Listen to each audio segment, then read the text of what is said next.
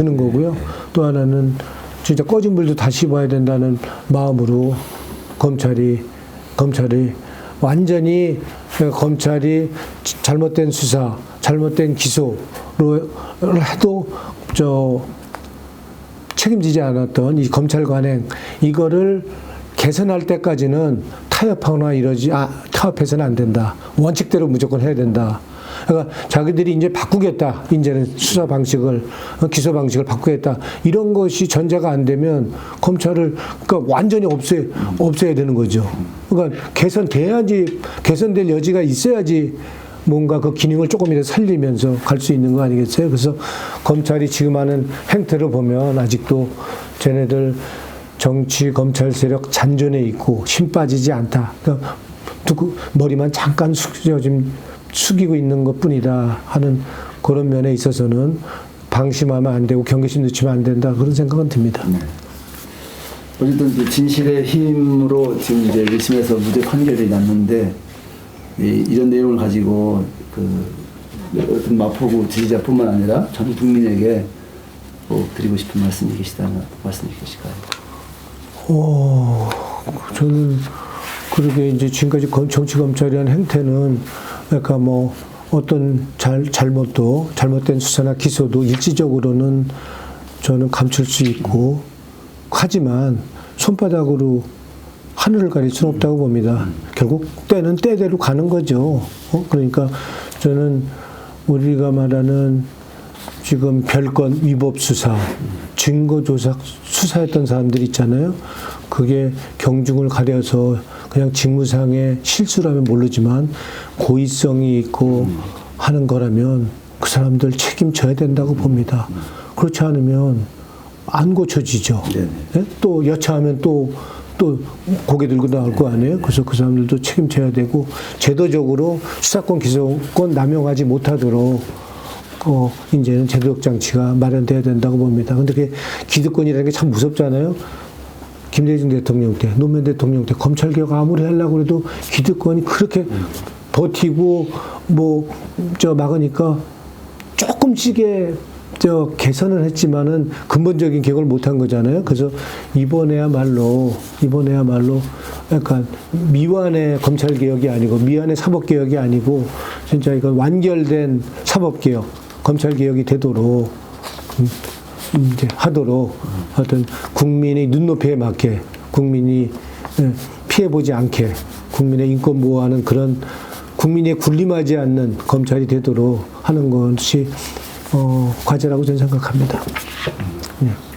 이런 일을 겪으면서 의원님의 어떤 정치 철학이나 어떤 정치적인 목표 이런데 어떤 변화가 있었는지 그런 거. 그러게요. 더 이제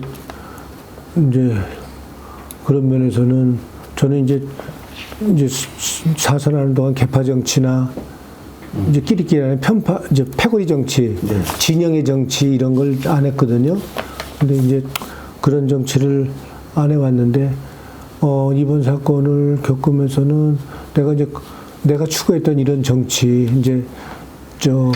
정치 논리로 그리고 진영의 논리로 그거를 넘어서 그러니까 실질적으로 더 단단하게 그런 내가 꿈꿨던 이런 정치 내가 멈춰 섰지만 내가 다시 기회가 온다면 새로운 사명으로 내가 어떤 형태로 내가 다시 봉사할지 모르지만 더 단단하게 그러한 사명으로 그런 정치를 해보고 싶은 꿈은 있어요. 그렇지만 이제는 내 마음대로 되는 게 아니고 당과 상의해서 할 일이기 때문에 지금은 당과 상의해서 또 새로운 사명으로 어떤 역할이 주어지든 간에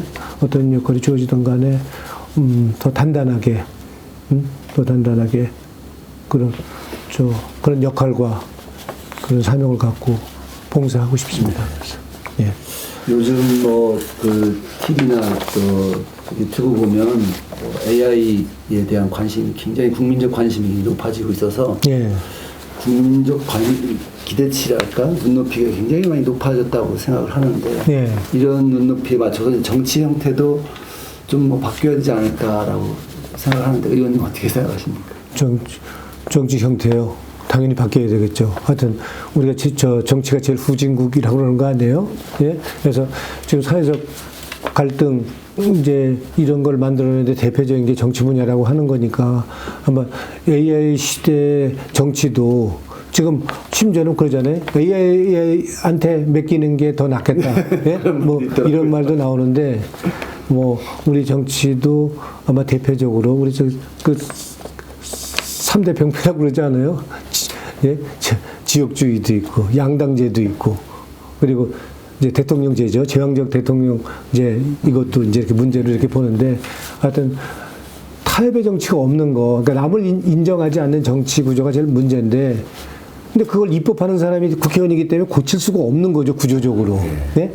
그걸 그 사람들이 절대로 안 만들죠. 자기들이 결정해야 되는데 그거를 바꿀 수 있는 법을 만드는 게 국회이기 때문에 그래서 그러니까 민심이 이제 그거를 혁명적 상황으로 만들어 그러니까 우리 12.3 때 우리가 불법 계엄을 막아낸 것처럼 그렇게 투표를 해주면 이제 좋을 텐데 그 제한된 사람이 그 비슷한 사람끼리 나오니까 국민들이 선택을 할 수가 없다 보니까 최선하면 차선인데 차선도 이제 큰 차이가 없고 그러다 보니까 지금 변화가 좀 국민이 기대만큼 빨리 안 되는 거죠. 그래서 그런 한계가 있는데 하여튼 정치는 확실하게 저도 처음에 시작할 때는 내가 들어가면 더 조금은 바꿀 수 있겠다라고 생각했는데 혼자 하는 일이 아니다 보니까 그게 안 돼. 근데 지금 생각해 보면 내가 몸을 던지지 못했어요. 그래도 자도 눈치를 보자 했기 때문에 못 고친 거지 더 용감하게 더 결연한 의지로 하지 못했던 거는 제 잘못인 거는 맞다고 보고요. 앞으로 어떤 기회가 주어진다면 지금은 이제 그런 면에서 더 결연한 자세로 그리고 또 단단하게 설명을 갖고 생각해야 된다 이렇게 생각하고요. 뭐 제 사건도 마찬가지로 이렇게 풀 수 없는 이런 과제가 있어서 제가 오죽했으면 무조건 막 일방적인 주장만 갖고 객관적인 증거도 없이 무조건 인정하라 해놓고 아니면 아니란 증거 대라고 그러니까 그래? 그러면 심지어는 우리 변호사까지 그러더라고. 뭐 정황이라도 얘기를 해줘야지 우리가 변호할 거 아니야 이렇게. 그래서 이제 챗GPT에다가 공소장을 그렇게 놓았어요. 네네네. 놓고 이제 분석을 했어요. 그래서 걔네들이 공소장 만든 거는 뭐라고 그럴까? 그래서 내 의견을 하나도 안 넣은 거죠. 공소장 그대로 놓고서 이걸 보고서는 어떤 결론이 나오나 그랬더니 결론은 무리한 기소고요. 그리고 이제 혐의 내용은 이제 혐의 성립 요건이 세 가지잖아요. 그러니까 뇌물성, 이런 돈이 고가는 건 알선행위, 그리고 이제 대가성인데 뇌물성과 알선행위는 요건 미비로 나왔고, 그리고 대가성은 불확실, 그러니까 불분명, 이렇게. 그러면 사실상은 챗GPT는 누구 편든 거 아닌데, 그래서 내가. 이미 알고 있었군요. 예, 그래서 내가, 이렇게 나왔는데 나보고 왜 자꾸 아니란 증거를 대라고 그러냐, 응? 아니란 증거를 대라고 그러니, 내가 그랬더니, 변호사도 그런 얘기를 하더라고요. 현실은 그렇지 않다고. 그러니까 법대로 하는 게 아니다. 예? 그 법대로 하려면 왜 법치국가예요? 예? 그래서 현실은 이제 그랬던 거죠. 그러니까 관행적으로 압수수색 대충 해도 인정하고 좀 묵인하고, 예? 이제 뭐 임의제출 동의서도 그것도 그 사람한테 너 이거 임의제출 동의서 사인하면은 너한테도 피해 볼 수 있다. 너 손해 날 수 있다. 그리고 누구 특정인에 대해서 하는 거다라는 거 얘기도 안 하고 그냥 받는 거잖아요. 그러니까 그 강압적인 분위기에서 겁박한 상태에서 그 써야 되잖아요. 그렇게 또 진술을 했고. 그래서 그렇더라고요. 그래서 이번 사건을 겪으면서는 또 제가 또 신기했던 건 우리가 조서를 쓰는 거잖아요. 네. 근데 조서를 꾸민다라고 우리 얘기하잖아요. 조서를 꾸민다면 조서를 조작하고 짜맞춘다는 얘기인데, 그러니까 근본적으로 이 용어 자체가 조서를 정확하게 그러니까 있는 대로 쓰지 않겠다는 거 아니에요? 조서를 꾸민다. 그거는 조서를 왜 꾸민다고 그런다고, 보통 조서를 쓴다고 얘기 안 하죠. 그래서 참, 이게 그냥 처음부터 이렇게 된 건가 보다. 검찰 마음대로 되나 보구나. 이런 생각을 했죠. 예. 하여튼 큰 경험을 하신 것 같고, 예. 이런 두 번 다시 하고 싶지 않은 경험이겠습니다만, 예. 일을 겪으면서 얻은 큰 교훈이랄까? 예. 한 말씀 해주신다면 어떨까요?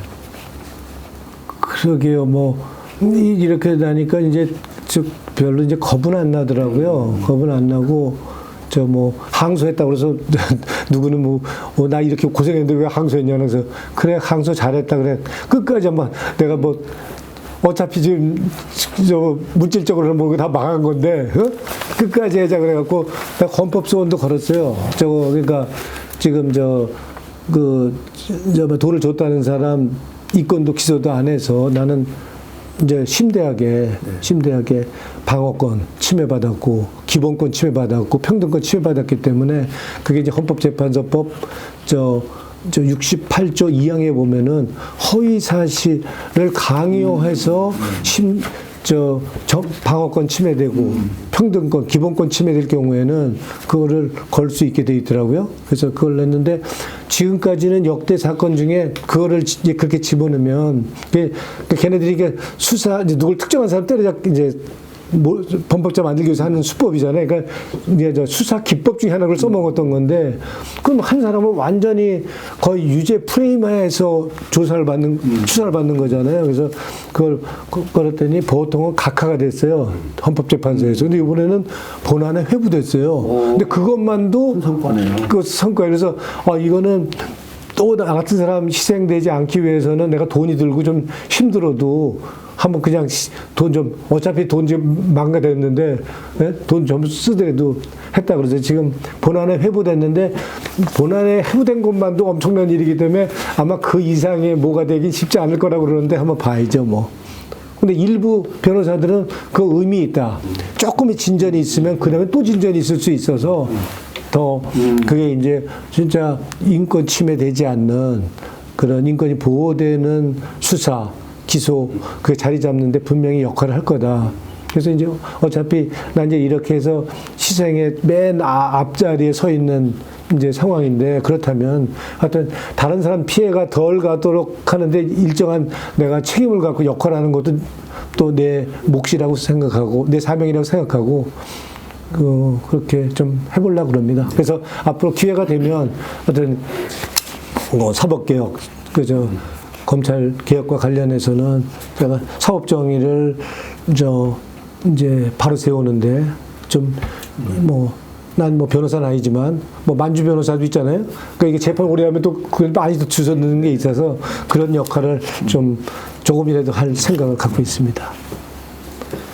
네, 감사합니다. 오늘 이렇게 추운 날씨에 나오셔서 감사하고요. 또 장시간 이렇게 좋은 말씀 해주셔서 감사합니다. 고맙습니다. 역시 진실의 힘은 사라지지 않는다는 그런 교훈을 저도 얻은 것 같습니다. 고맙습니다. 인터뷰 정말 감사합니다. 고맙습니다.